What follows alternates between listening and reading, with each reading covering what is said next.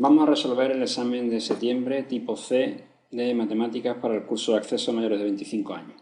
El primer problema nos piden que descompongamos en fracciones simples la fracción 3x menos 1 partido x cuadrado menos 1. Para descomponer esta fracción en otras fracciones más simples hay que tener en cuenta que el denominador es la diferencia de cuadrados y que por tanto nosotros debemos saber que x cuadrado menos 1 es lo mismo que x más 1 por x menos 1, es decir, que la diferencia de cuadrados es suma por diferencia. Por lo tanto, esta expresión de aquí será igual a un numerador que desconocemos, que llamamos a partido x más 1, más otro numerador b partido x menos 1. Es decir, que si vemos las soluciones pueden ser o la c o la a. De alguna forma ya sabemos que la solución b no puede ser. Entonces, una forma de resolver este problema es bien probando estas dos soluciones, a ver cuál de ellas da 3x menos 1 partido x cuadrado menos 1, o hallar a y b en este sistema que se plantea aquí. Si lo hacemos resolviendo el sistema, nosotros operamos esta suma de fracciones de aquí y obtenemos que a por x menos 1 más b por x más 1, que es este numerador por este denominador y este numerador por este denominador, esto tiene que ser igual a 3x menos 1. Por tanto, si operamos aquí, me quedaría ax menos a más bx más b es igual a 3x menos 1. O lo que es lo mismo, a más b, que son los coeficientes de la x, tiene que ser igual a 3.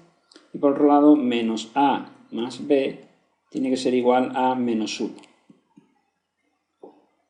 Si nosotros resolvemos este sistema, que podemos hacerlo fácilmente por reducción, obtendríamos que 2b es igual a 3 menos 1, 2. Y por tanto, b vale 1. Y si b vale 1, teniendo en cuenta que a más b vale 3, eso implica que a es igual a 2. Por tanto, el numerador de x más 1 es 2 y el numerador de x menos 1 es 1. Por tanto, la solución correcta no es la a, sino que es la c. En el siguiente ejercicio nos preguntan que cuánto vale 2pi tercios más pi medio radianes expresado en grados. Por lo tanto, lo primero que nosotros tenemos que hacer es sumar estas dos fracciones. Para sumar esas dos fracciones, el común denominador es 6, y ahora cogemos el 6, lo dividimos entre 3, nos da 2, y por 2pi son 4pi. Y 6 entre 2 da 3, por pi nos da 3pi. Luego la suma de fracciones que nos dan es 7pi sextos. Para hallar la equivalencia en grados, lo que tenemos que hacer es una regla de 3. Ya sabemos que pi radianes son 180 grados y que por lo tanto 7 pi sextos será x. Y ahora hacemos la regla de 3, x será igual a 180 por 7 pi sextos partido por pi. Si nosotros hacemos esta operación, nos quedaría 180 entre 6 nos da 30, 30 por 7 pi partido por pi, pi y pi se van y quedaría 30 por 7, 210. Luego el número de grados equivalentes es 210. Ahora nos preguntan por la multiplicación de dos matrices. La primera matriz es una matriz que tiene 3 filas y 2 columnas, es 3 por 2. Y la segunda es 2 filas y 2 columnas, es 2 por 2. Como el número de columnas de la segunda coincide con el número de filas de la primera, nosotros sabemos que estas matrices sí se pueden multiplicar. Y el resultado será una matriz 3 por 2. Por tanto, la solución C no es. Para obtener la multiplicación de las matrices, escribimos de nuevo las matrices y realizamos la siguiente operación. El 1 se multiplica por el 0, se nos da 0, y se le suma 2 por 1, es decir, 2. El primer elemento de la matriz resultante es un 2. El segundo elemento sería 1 por 1, es 1 más 2 y 1, 3. 2, 3. Luego ya vemos que la solución efectivamente va a ser la A. Seguimos con la siguiente fila. 1 por 0 es 0 y 0 por 1 es 0. Luego el siguiente elemento es 0. El siguiente sería 1 por 1 es 1 más 0 por 1, 1. Y finalmente en la última fila, 1 por 0, 0, menos 1 por 1 es menos 1, y 1 por 1 es 1, menos 1, 0. Luego el resultado era, como habíamos visto ya, la solución A. El siguiente problema nos plantea un sistema y nos dicen que ese sistema es compatible indeterminado y que hallemos el valor de alfa, que está aquí y aquí, para que efectivamente este sistema sea compatible indeterminado. Si nosotros planteamos las matrices del sistema, tenemos que la matriz de coeficientes es 1, 2, 3, 1, 1, 1, 4, 3, 2, y que la matriz ampliada con los términos independientes sería 4, alfa, alfa. Para que el sistema sea compatible indeterminado debe darse que el rango de la matriz de coeficientes sea 2 y que el rango de la matriz ampliada también sea 2. Es decir, que el rango coincida, eso es compatible, pero como es menor que el número de incógnita, que en este caso es 3, sería compatible indeterminado. Luego lo primero que tiene que darse es que el rango de la matriz de coeficientes sea 2. Vamos a ver que efectivamente el determinante 3 por 3 vale 0. Porque, como podemos ver aquí, pues hay un determinante ya de orden 2 que es distinto de 0. Luego entonces calculamos este determinante. 1 por 1 y por 2 es 2, 1 por 3 son 9, 2 por 1 y por 4 son 8, menos 3 por 4 son 12, menos 3 y menos 4. Si nosotros hacemos la suma, 2 y 9, 11 y 8, 19, esa sería la parte positiva, y menos 12, menos 3 y menos 4 también son menos 19. Luego, efectivamente, el rango de la matriz de coeficientes es 2, porque el determinante 3 por 3 nos sale 0. Luego ahora tendríamos que averiguar qué valor de alfa hace que la matriz ampliada también tenga rango 2. Vamos a ver, por tanto, que si nosotros calculamos el determinante 1, 1, 4, 2, 1, 3, 4, alfa, alfa, ese determinante debe ser 0 para que el rango de la matriz de coeficiente también sea 2. Calculamos este determinante en función de alfa y nos sale 1 por 1 por alfa, eso es alfa, 1 por 3 por 4 es 12, 2 por 4, 8 por alfa, 8 alfas, serían los productos positivos, y los productos negativos serían menos 16, 4 por 1 y por 4, menos 3 alfa y menos 2 alfa. Si realizamos aquí las operaciones, tenemos que alfa y alfa son 8 y una 9, 9 menos 5 son 4 alfa, y por el lado tenemos 12 menos 16, eso es menos 4. Para que esto valga 0, es decir, para que el rango de la matriz ampliada también sea 2, tiene que cumplirse que 4 alfa sea igual a 4, con lo que es lo mismo que alfa valga 1. Por tanto, si alfa vale 1, efectivamente nosotros podemos ver que el rango de la matriz ampliada vale 2, que coincide con el rango de la matriz de coeficiente, y por tanto el sistema es compatible indeterminado.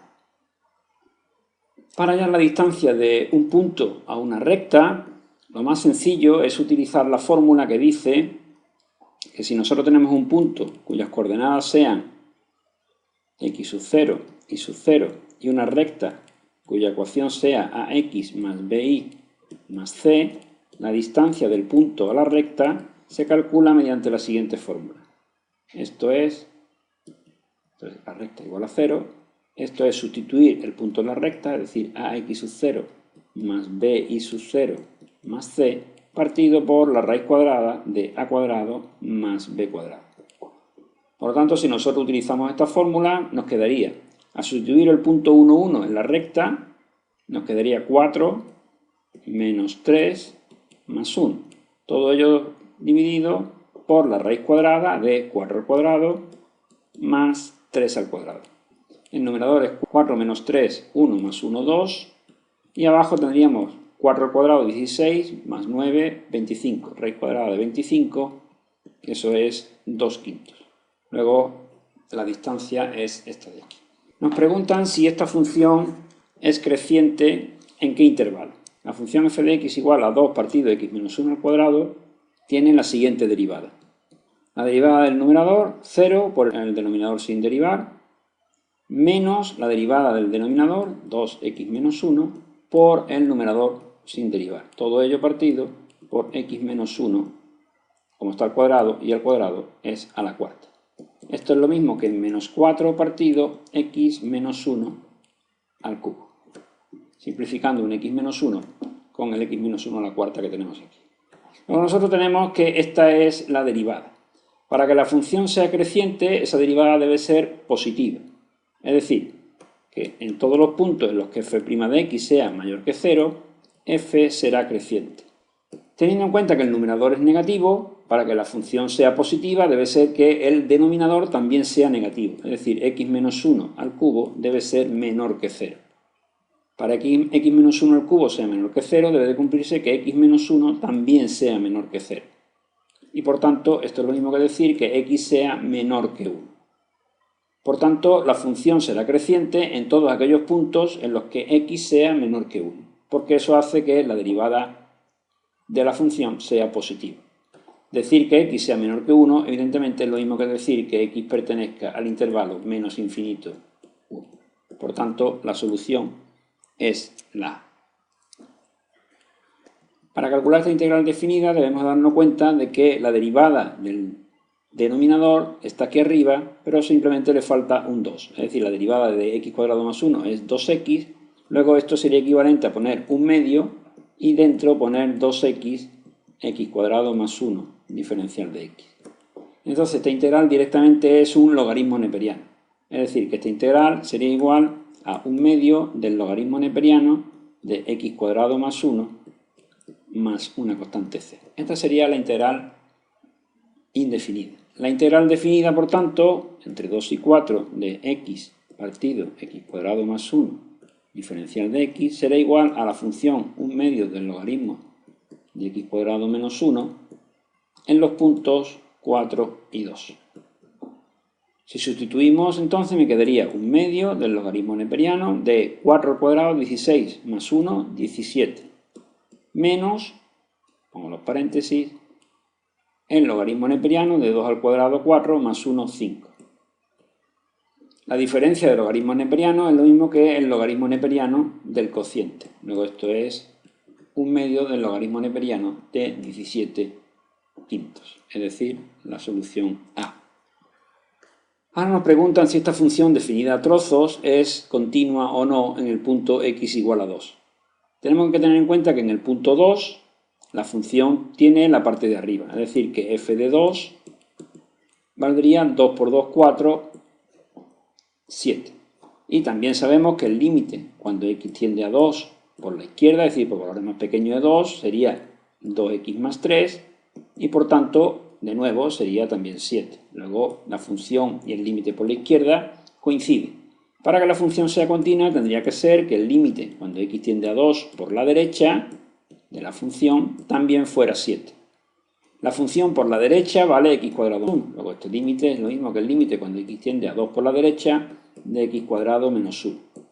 Si nosotros sustituimos, 2 es 4 menos 1, 3. Luego el límite de esa función es 3. Y como no coincide con el límite por la izquierda, nosotros podemos asegurar que la función es discontinua en x igual a 2.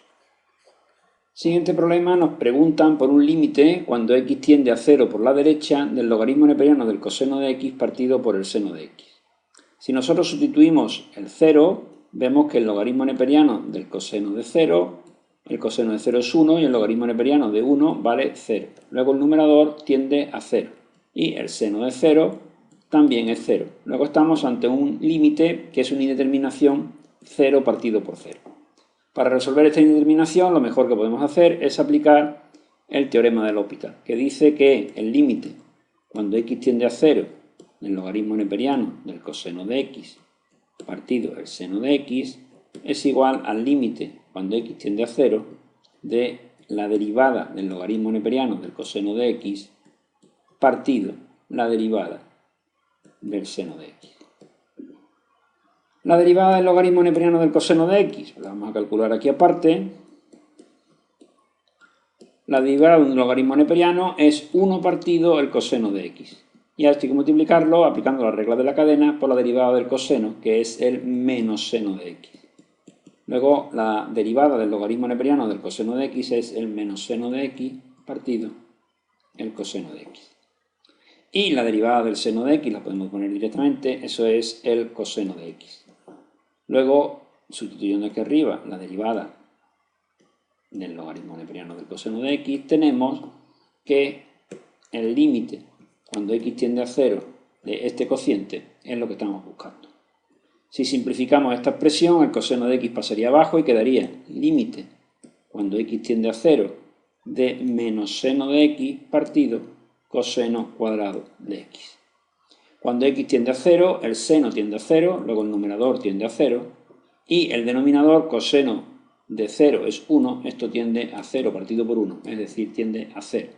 Por tanto, el límite que nos pedían es la opción C. Finalmente nos preguntan por el dominio de esta función. Esta función es un cociente y en el denominador tenemos una raíz cuadrada. Luego, para que esta función exista, tiene que suceder que lo que está dentro de la raíz cuadrada sea estrictamente mayor que 0. ¿Por qué 0? Tampoco podría ser, porque el denominador de la fracción no puede ser 0. Por tanto, nosotros tenemos que asegurarnos que x cuadrado menos 5x más 6 sea mayor que 0. Para que esto se cumpla, teniendo en cuenta que esto es una parábola, es decir, que esto es una parábola que tendrá una forma de esta manera, para que sea positiva serían todos los puntos que están a la izquierda o a la derecha de los puntos en los que se anulen. Es decir, que si nosotros resolvemos x cuadrado menos 5x más 6 igual a 0, de forma que utilizamos pues, la fórmula de siempre, 5 más menos raíz cuadrada de 25 menos 4 por 6, 24, partido por 2, esto es 5 más menos, 25 menos 24 es 1, raíz cuadrada de 1 es 1, 5 más 1, 6, entre 2, 3, 5 menos 1, 4, entre 2, 2. Por lo tanto, los puntos en los que se anula esta parábola son el 3 y el 2. Por lo tanto, los puntos en los que siempre será positivo serán los puntos que estén a la izquierda del 2 y a la derecha del 3. Si este es el punto 2, este es el punto 3, pues de aquí hacia la izquierda la parábola será positiva y desde el 3 hacia el infinito también la parábola será positiva. Por tanto, la solución es la A, es decir, desde menos infinito hasta 2 y desde 3 hasta infinito, nosotros podemos asegurar que x cuadrado menos 5x más 6 es estrictamente mayor que 0 y por tanto existe la función 1 partido la raíz cuadrada de esa ecuación de segundo grado.